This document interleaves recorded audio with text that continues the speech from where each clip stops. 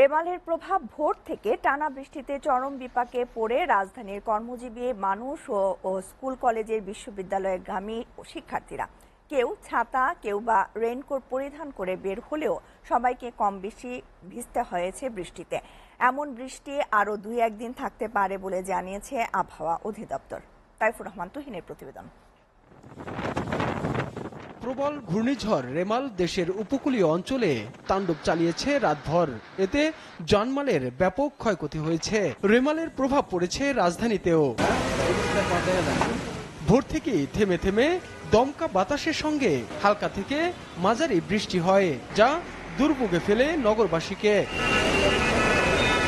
বৃষ্টি মাথায় নিয়ে কাজে বের হন অনেকে। কেউ ছাতা, কেউ বা রেইনকোট পরিধান করে বের হলেও বাতাসের সঙ্গে বৃষ্টির কারণে চরম অস্বস্তিতে পড়তে হয় তাদের।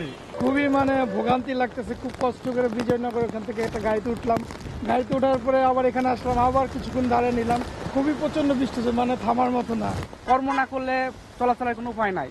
তো এই কারণে যত কষ্টই হোক আমাদের আসলে চাকরি বাকরি যারা আমরা করি, যারা খেটে খাওয়া দরিদ্র মানুষ, বাধ্য হয়ে আসলে আমরা নেমেছি। ভোগান্তিতে পড়েন কর্মজীবীরা। স্কুল কলেজ বিশ্ববিদ্যালয়গামী শিক্ষার্থীদেরও পোহাতে হয় দুর্ভোগ। স্যার কি তো আমাদের কিছু করেন, এখন যাওয়া লাগবে, উপায় নেই। পরীক্ষার কারণে যেতে হচ্ছে, আর বাসায় একটু দূরে, এখন বৃষ্টির জন্য ভিজে যেতে হচ্ছে। টানা দুর্বিষহ গরমের পর রেমালের নিয়ে আসা বৃষ্টি কিছুটা হলেও স্বস্তি দিয়েছে নগরবাসীকে, এমনটাও জানান কেউ কেউ।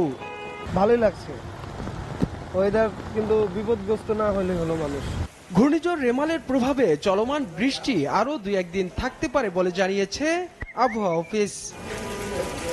Taifur Rahman Tuhin, SA TV, Dhaka.